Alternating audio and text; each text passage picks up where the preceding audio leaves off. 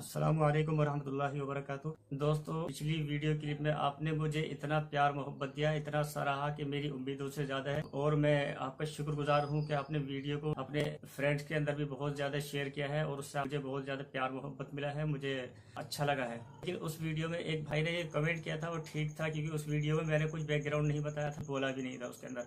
और इसकी वजह यह है कि मेरे पास सिस्टम नहीं और मेरे पास में साधन भी नहीं है कि मैं इस तरह से अच्छे यूट्यूबर होते हैं वो आपके सामने बात को रखते हैं, पूरी सफाई के साथ में वीडियो को दिखाते भी हैं, फोटो दिखाते हैं, उसका एनिमेशन दिखाते हैं। तो मेरे पास में सिस्टम नहीं है।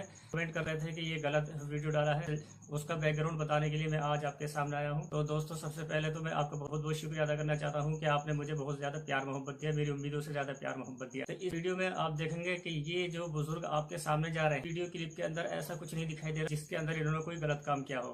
पहले आप इस वीडियो को पूरा देख लीजिए।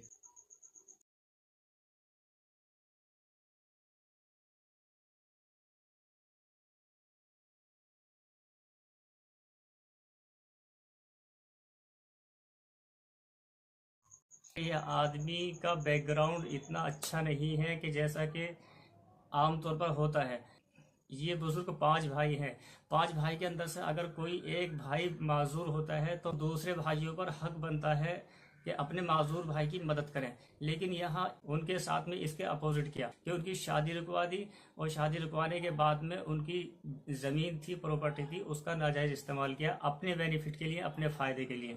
और दिमाग के अंदर उनके डर बिठा दिया इस बात का कि आपसे अपनी जिंदगी के खर्चे नहीं उठने के हैं, इसलिए आपकी शादी नहीं करी। जिंदगी के खर्चे क्यों नहीं उठने के हैं? जो माजूर भाई हकदार हैं दादा इलाही प्रॉपर्टी के, तो पांचों भाई बराबर के हकदार हैं दादा इलाही प्रॉपर्टी के अंदर। जब दूसरे चार भाई, ये जो बुजुर्ग हैं, इनके चार भाई अपने अपने बच्चों को पाल सकते हैं, घर भी बना करके दे सकते हैं और अपने दूसरे अखराजात भी पूरे कर सकते हैं और अपनी प्रॉपर्टी को बढ़ा भी सकते हैं, तो दादा इलाही की जो प्रॉपर्टी है, अकेले एक माजूर भाई की प्रॉपर्टी क्यों नहीं बढ़ रही? माजूर भाई का बिया क्यों नहीं हो रहा? उनकी शादी क्यों नहीं हो रही? ये जो बुजुर्ग वीडियो में दिखाए हैं, ये गलत सोचों के इंसान हैं। ऐसा मैं इसलिए कह रहा हूँ, मेरे साथ में खुद ऐसा ही हुआ है। छोटे भाई, बड़े भाई, सबको इन बुजुर्ग ने शादी कर दी, घर भी दे दिया इज्जत के साथ में, और जमीन खरीद करके भी दे दी। और दादा इलाही प्रॉपर्टी है, उसमें से दूसरे भाइयों को इस्तेमाल करने के लिए, उससे नफा कमाने के लिए भी दे दी। लेकिन मैं जिस जगह बैठा हूँ, आपके सामने बात कर रहा हूँ, मुझे यहाँ भी बैठने के लिए धमकी इनकी तरफ से मिल रही है, तुझे इसमें नहीं रहने देने के। मेरा भी बिया इन्होंने रुकवा दिया। रिश्ते वाले घर आते हैं तो रिश्ते वालों से कहते हैं कि ये छोड़ देगा लौंडिया को, कोई जिम्मेदारी नहीं लेने का। दूसरा डायलॉग देते हैं कि ये कमाता नहीं है, बालकों को पालेगा कैसे। तीसरा डायलॉग देते हैं इसकी दो बीवियां हैं, इसका पहले शादी हो गई है। लेकिन ये सब इनकी तरफ से प्रोपेगेंडा इसलिए है कि छोटे भाई, बड़े भाई, दूसरे भाइयों की मेरी प्रॉपर्टी छिनवाने के लिए, उन पर कब्जा करवाने के लिए। जो मेरा पैदाइशी विरासती दादा इलाही घर है, उस घर के ऊपर भी नाजायज कब्जा करवाया।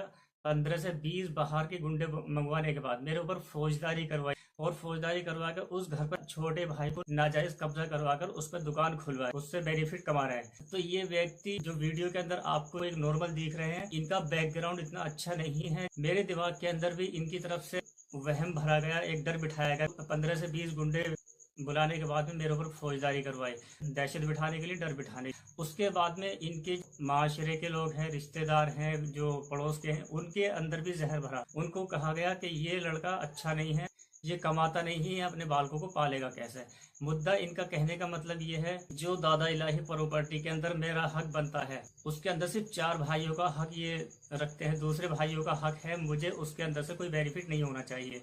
मेरे अपने रोजगार के अंदर इन्होंने उसके आगे हर तरह से अपने ग्रुप के लोगों को आगे बढ़ाया, मेरे रोजगार को खराब करने के लिए। इनके ग्रुप के अंदर नई नस्ल के लड़के और छोटी उम्र के बच्चे और औरतों को ज्यादा इस्तेमाल किया जाता है, जो मेरे सामने मेरे रोजगार को बिगाड़ने के लिए आते हैं और मेरी मजदूरी को बिगाड़ने के लिए आते हैं। और फिर उसके बाद में यही जो है मुझे रोजगार से बेरोजगार करने के बाद में फिर अपने ही माशरे के अंदर खड़े होकर कहते हैं कि देखो, इससे रोजगार नहीं चल रहा, इसके बालकों को कैसे पालेगा और ये जिंदगी इसकी अच्छी नहीं है। यानी कि पहले बिगाड़ते हैं, उसके बाद में फिर ये ताने देते हैं।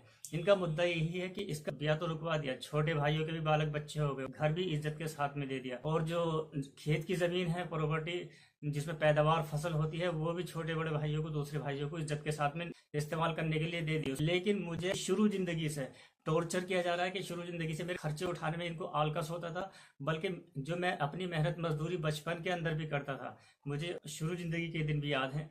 उन दिनों में बच्चों की खेलने कूदने की उम्र होती है और जो पढ़ाई की उम्र होती है, मुझे उन दिनों में भी पढ़ाई की तालीम का ही शौक था, लेकिन मुझे अपनी मेहनत मजदूरी करनी पड़ती थी अपनी जेब के खर्चे उठाने के लिए। जैसे दूसरे बालक बच्चे होते हैं अपने माँ बाप से पैसे लेकर आते हैं, तो मुझे उसके अंदर बेनिफिट नहीं मिलता था। सिर्फ अपनी मेहनत मजदूरी करनी पड़ती थी। कभी खेत में जाने के बाद काम करना पड़ता था, कभी दूसरे को भी मजदूरी करनी पड़ती थी, जो उस वक्त के हिसाब से करीब 20 रुपए 10 रुपए की मजदूरी होती थी। लेकिन मजदूरी करने की मजबूरी नहीं थी, क्योंकि मेरे वालिद साहब पे इतनी प्रॉपर्टी थी और आज भी है, क्या अच्छे से उस प्रॉपर्टी के जरिए से अपनी प्रॉपर्टी बढ़ाई भी है वालिद साहब ने, और बालक भी पाले हैं, बालकों की ब्याह भी करे हैं, शादी भी करी है, घर भी बनाए के दिए हैं। तो पैसे की कमी नहीं थी, लेकिन इनकी तरफ से खर्चे उठाने में आलकस था। अच्छा, दूसरी बात यह कि जब मैं 10-20 रुपए की मजदूरी करता था, तो वो भी 10-20 रुपए मेरी जेब से, वालदा के जरिए से ये मेरी जेब में से पैसे निकलवा लेते थे। तो मुझे शुरू जिंदगी से टॉर्चर इसलिए किया जा रहा है, ये हमारे इन बुजुर्ग की तरफ से पहला काम नहीं है, बल्कि इनकी आदत पुरानी ऐसी है कि इन्होंने अपने सगे भैया को जमीन पर कब्जा करने के लिए उनकी शादी रुकवाई। मेरी जमीन पर कब्जा करने के लिए, दूसरे भाइयों को कब्जा करवाने के लिए मेरे ऊपर गुंडों से फौजदारी भी करवाई, जो करीब 15 से 20 गुंडे थे, और शादी भी मेरी रुकवाई। और जो मेरी मेहनत मजदूरी का कोई जरिया है, तो मेरी उस मेहनत मजदूरी पे भी इन्होंने अपने ग्रुप को आगे बढ़ाकर, ग्रुप में औरतें, बच्चे, इनके नई उम्र के लड़के, उनको आगे बढ़ा मेरे साथ छेड़छाड़ करवाने के बाद में मेरे रोजगार को बिगाड़ दिया जाता है, ताकि ये रोजगार से बिल्कुल जीरो हो जाए और ये घर छोड़कर खुद यहाँ से चला जाए। और फिर बाद में ये अपने मुंह से ताने देंगे कि वो यहाँ रुकता नहीं है, रहता नहीं है घर में, तो उसको मैं कैसे शादी करके दूँ और कैसे ब्याह करके। इसी तरह से हमारे ताई के बारे में भी, जो इनके बड़े भैया हैं, उनके बारे में भी यही कहते हैं कि शादी के टाइम पर उनको लापता कर दिया, कोई यहाँ रहते नहीं, किसकी शादी करूँ, की उम्र निकल गई, उनकी शादी नहीं बनेगी। ये अपनी इस जालसाजी और 420 को इस्तेमाल करते हैं, अपने हाथों के जरिए से कम करते हैं, औरतों को, बच्चों को आगे पहले बढ़ाते हैं, अपने इनके ग्रुप के स्टाफ के और जो इनके हिमायत के लोग हैं उन लोगों से ज़्यादा काम करवाते हैं, ज़्यादा छेड़छाड़ करवाते हैं। तो इस वीडियो के अंदर आपको जो मैंने दिखाया कि यहाँ जो है मटेरियल आ रहा है और मटेरियल के ये पेमेंट भी कर रहे हैं, तो ये दूसरे हिस्सेदार जो मेरा छोटा भाई है उसके लिए पेमेंट हो रहा है। आप खुद देख सकते हैं कि अपनी जेब से पेमेंट निकालने के बाद में उसको दे रहे हैं, लेकिन ये इसी बात को अपनी से हट जाएंगे। जब ये काम मुकम्मल हो जाएगा तो कह देंगे कि इसमें मैंने कोई पैसा नहीं लगाया, और ये पैसा तो जो है उसने, जो हिस्सेदार है, उसका खुद का ही पैसा है। लेकिन हकीकत बात यह है कि जो इनकी प्रॉपर्टी है उसकी पैदावार जो है कहाँ जा रही है, किसके पास में है। अगर छोटे भाई के पास में इतना पैसा है कि वो घर बना सकता है, तो और वो ज़मीन भी खरीद सकता है ब्याह से पहले, शादी से पहले, तो दादा इलाही प्रॉपर्टी जो आपके पास में है उसकी पैदावार किसके पास में है, उसका भी तो सवाल होना चाहिए। तो उम्मीद करता हूँ आप समझ गए हो। मैंने अपने YouTube चैनल पे बहुत सारी वीडियो डाल करके रखी हैं, जिसमें मैंने कुछ आपको नहीं बताया है, तो उनमें से हर एक वीडियो को मैं दोबारा से अपलोड करूंगा। उन वीडियो क्लिप में बुजुर्ग की मैं आपको वो पॉइंट दिखाऊंगा कि जिस पॉइंट पे जालसाजी करते हैं और जिस पॉइंट पे जबान से कतर जाते हैं, जबान के झूठे होते हैं। दूसरी बात, जो वीडियो क्लिप अगर इनके सामने की भी है, तो उस वक्त में इनके गुंडों की तरफ से फौजदारी का मेरे सर पर खतरा रहता है, कि इन्होंने आवाज़ को दबाने के लिए रोजगार से भी तोड़ा और गुंडों का इस्तेमाल करते हैं अपनी हिमायती लोगों का, जैसा आप इस वीडियो क्लिप में देख रहे हैं। एक ये कह रही है कि क्या हो रहा है, क्या हो रहा है। दूसरा भाई ये कह रहा है कि फांसी लगवाएंगे हमको। ये छोटा भाई वही है कि जिसको मेरे घर पर नाजायज कब्जा करवा, गुंडों से फौजदारी करवाकर मुझसे घर खाली करवाएगा, और इस भाई को दुकान करवाएगी मेरे घर पर, जो मेरी दादा इलाही प्रॉपर्टी है उसके ऊपर। छोटे भाई को यहाँ भी आगे बढ़ाया है, तो वालिद साहब ग्रुप के लोगों को आगे बढ़ाते हैं, अपनी हिमायतियों को आगे बढ़ाते हैं, औरतों को और बच्चों को आगे बढ़ाने के बाद में छेड़छाड़ करवाते हैं, फिर उसके बाद में इल्ज़ाम रखते हैं गलती का मेरे। तो उम्मीद है समझ में आया होगा। पूरी बात समझने के लिए चैनल को सब्सक्राइब कर लें, बेल नोटिफिकेशन भी ऑन कर लें।